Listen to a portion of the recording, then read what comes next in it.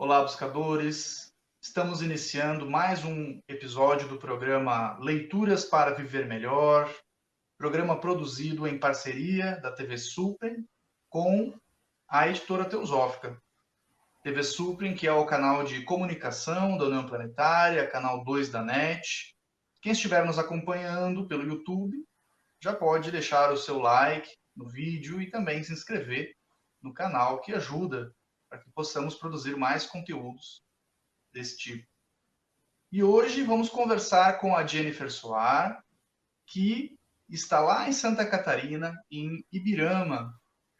Tudo bem, Jennifer? Tudo bem, tudo certo por aqui.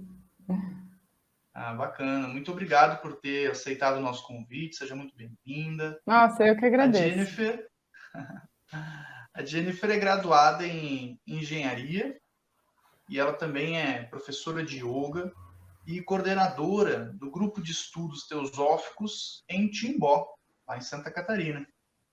E ela escolheu, para falar a respeito hoje, uma publicação da editora Teosófica intitulada Os Mestres e a Senda, uma obra de autoria de Charles Webster Leadbeater, ou CWL, como o pessoal costuma abreviar. Jennifer, qual sua relação com esse livro? Como é que você conheceu essa obra? Você já leu ele na íntegra? Já leu mais de uma vez? Como que ele impactou você e contribuiu para a sua vida, para viver melhor? Então, o livro Os Mestres e a Senda foi o primeiro contato que eu tive, né, com a Sociedade Teosófica.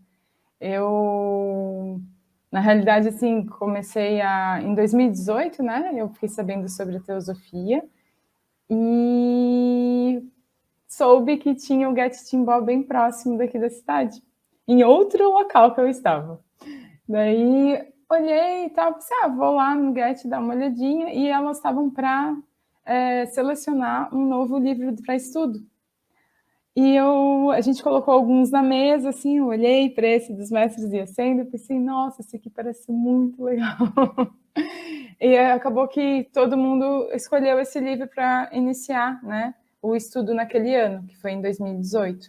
Então, foi o primeiro livro assim que eu li, né, quando eu entrei na Sociedade Teosófica e logo já me tornei membro, né, e mexeu muito comigo. Fez muito sentido naquele momento, e relendo ele, eu já reli algumas partes, né, porque eu achei esse livro muito forte, e faz ainda mais sentido. E, claro, eu fui reler agora para poder fazer o bate-papo, lembrar. E interessante que, como a gente está num momento de vida diferente, a mensagem ela vem muito mais forte, e coisas que antes eu não levei muita atenção fazem completo sentido agora. Antes, talvez para mim, assim, passou por batido, sabe? E agora, assim, mexeu ainda mais. E é um livro extremamente forte, ele mexe bastante com o coração. Assim, eu sinto muito meu coração quando eu leio ele. E tira a gente um pouquinho desse mental, né? É muito interessante, assim, a forma como o livro foi feito, a divisão que foi feita, assim, em relação à existência dos mestres, né? O que mais me pegou nesse livro, digamos aqui, o que mais me tocou, foi essa abertura para eu entender sobre a existência dos mestres. Não que eu não acreditasse antes, mas não era algo que estava forte em mim. Então, ter essa certeza no caminho faz com que a gente aprofunde mais, né? E ainda assim, mesmo lendo, às vezes cria-se dúvidas. E agora eu percebo, nossa, mas é fato, é tão certo, né? Assim, eu sinto essa verdade assim de uma forma diferente hoje em dia. Não tenho dúvida em relação à existência dos mestres mais, né? Que no primeiro momento eu ficava, será? Não sei. Então, bem forte, assim, esse livro dentro, né, do meu caminho, da minha jornada. Entendi, bacana. E você está falando dos mestres, né? Mas muitas pessoas que estão nos assistindo talvez não estejam familiarizados, né, com o conceito de mestres na literatura teosófica, né? Ao que a Sim. literatura está se referindo quando fala de mestres, né? Quem são esses mestres? O que você poderia dizer para nossos espectadores, assim, sobre esses seres? Sim. Assim, o que se coloca é que a gente vê que existem, né, dentro da nossa própria vida, né? A gente consegue perceber que existem estágios diferentes de evolução, né? Pessoas, assim, cada um tem a sua particularidade, e a gente consegue perceber que existem pessoas que realmente estão num caminho mais, digamos, de devoção, ou um caminho que inspira, né? Um trabalho para a humanidade. Então, os mestres são pessoas, né?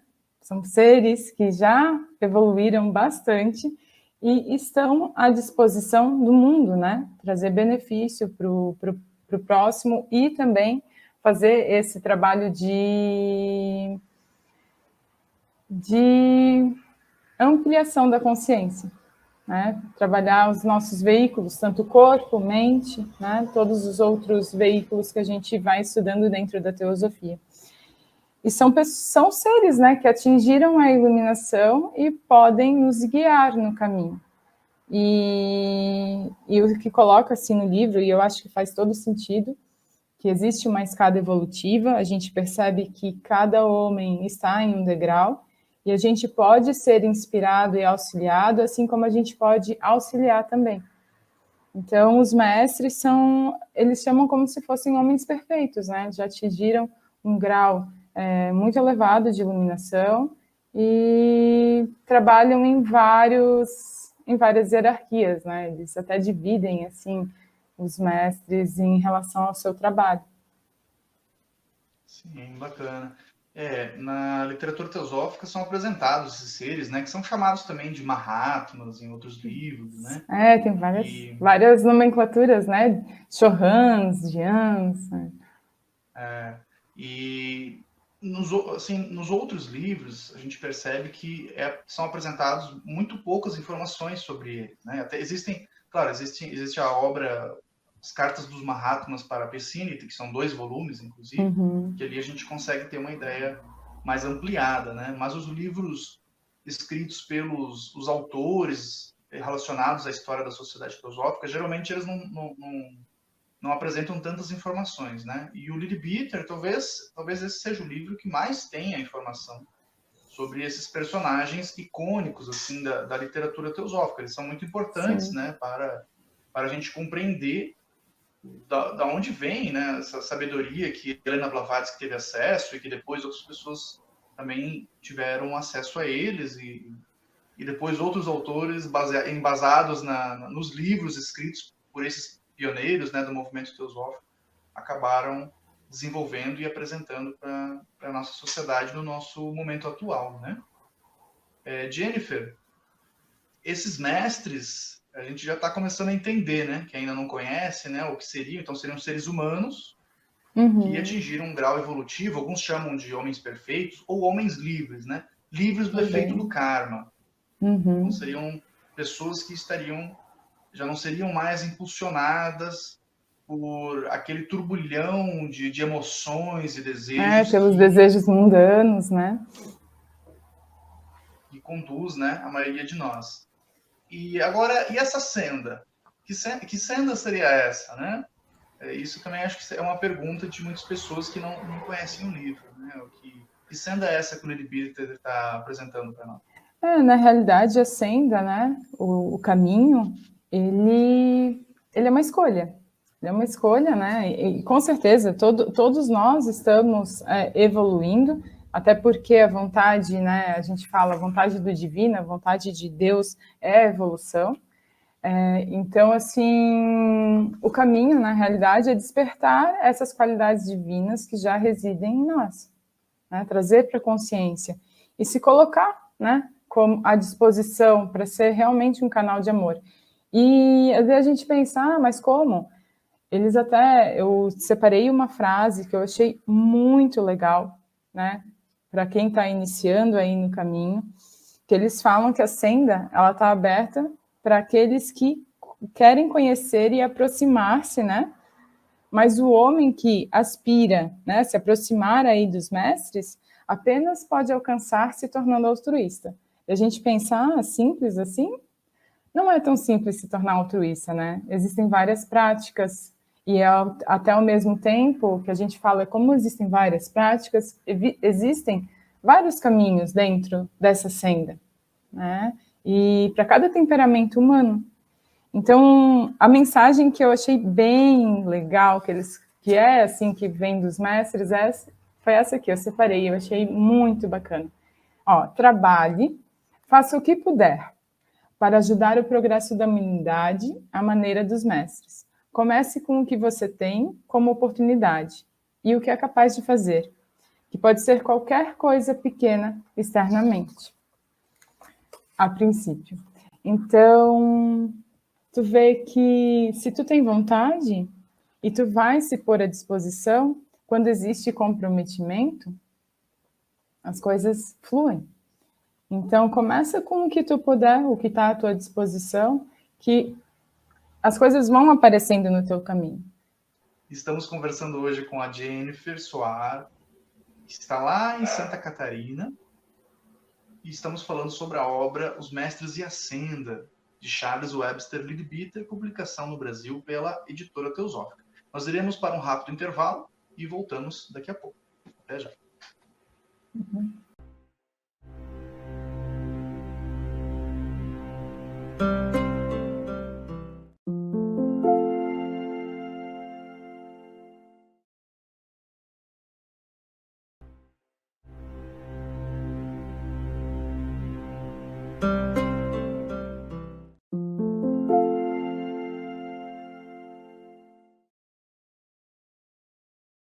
Estamos de volta, programa Leituras para Viver Melhor, hoje conversando com a Jennifer Soares, lá de Santa Catarina, sobre a obra Os Mestres e a Senda, de autoria do Charles Webster Leadbeater, publicação no Brasil pela Editora Teosófica.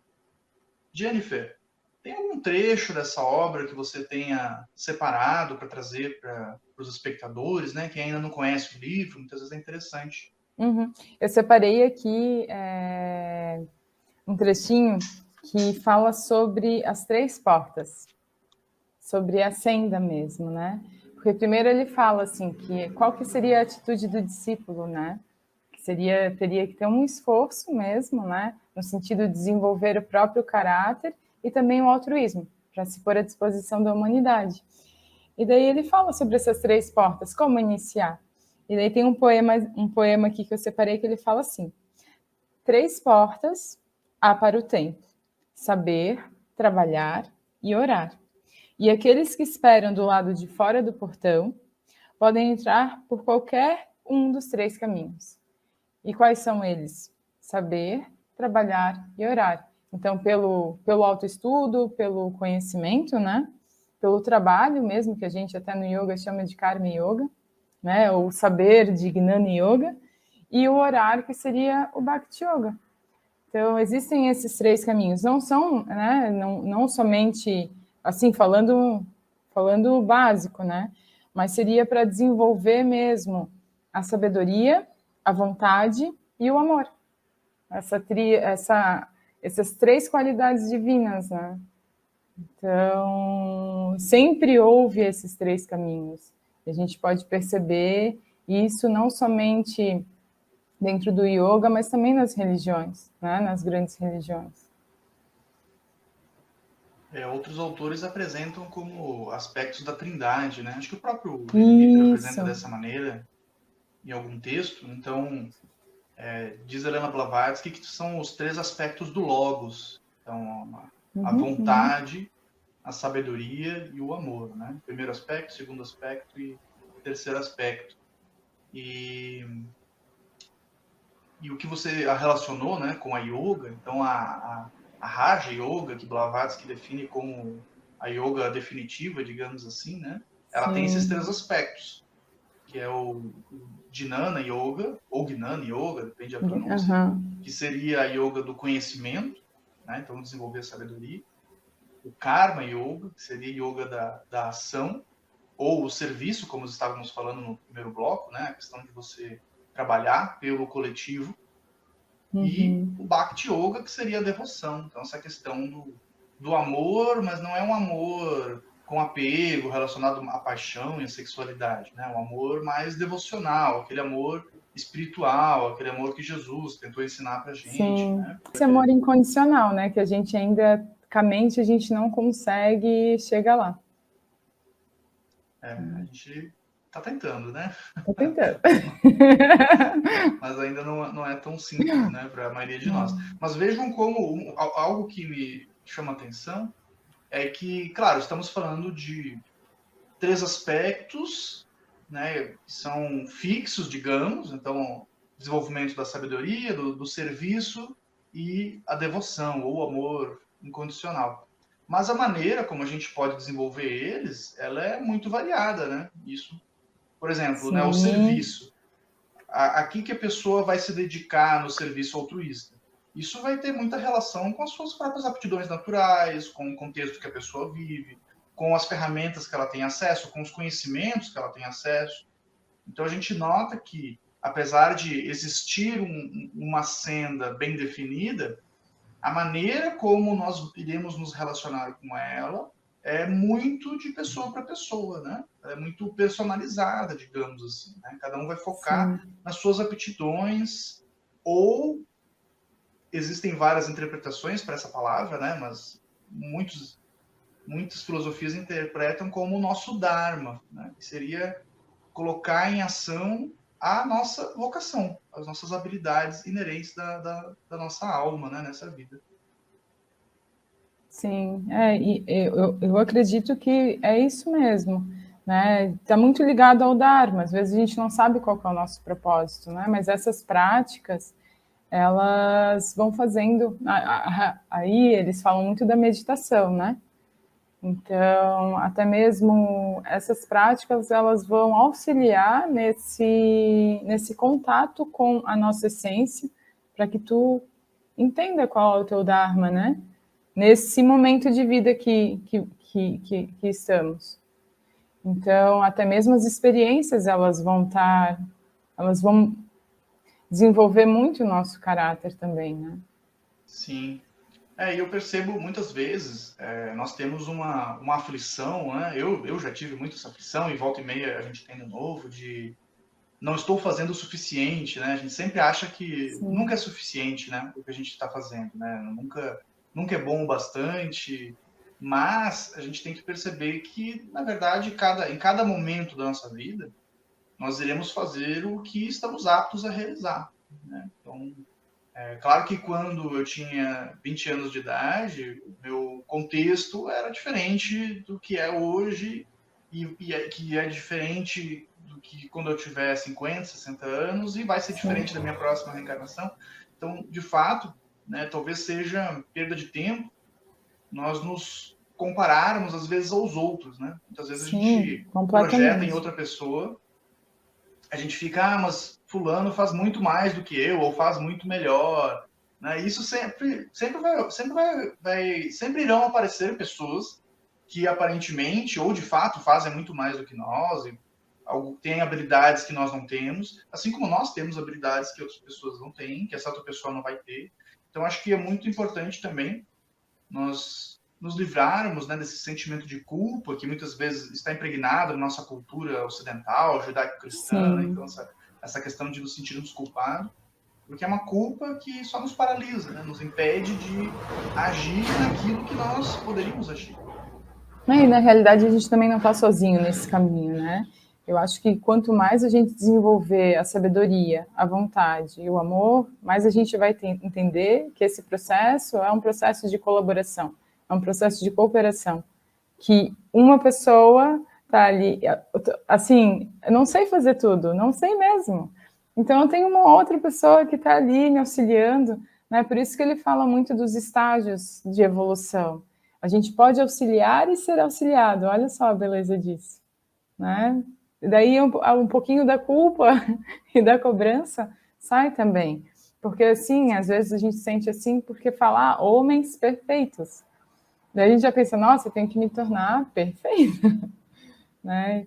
Então, acaba que com o desenvolvimento dessas qualidades, a gente percebe que o caminho, ele ele é para ser feliz, é para criar uma liberdade, e não para gerar essa cobrança excessiva e nenhuma culpa, né?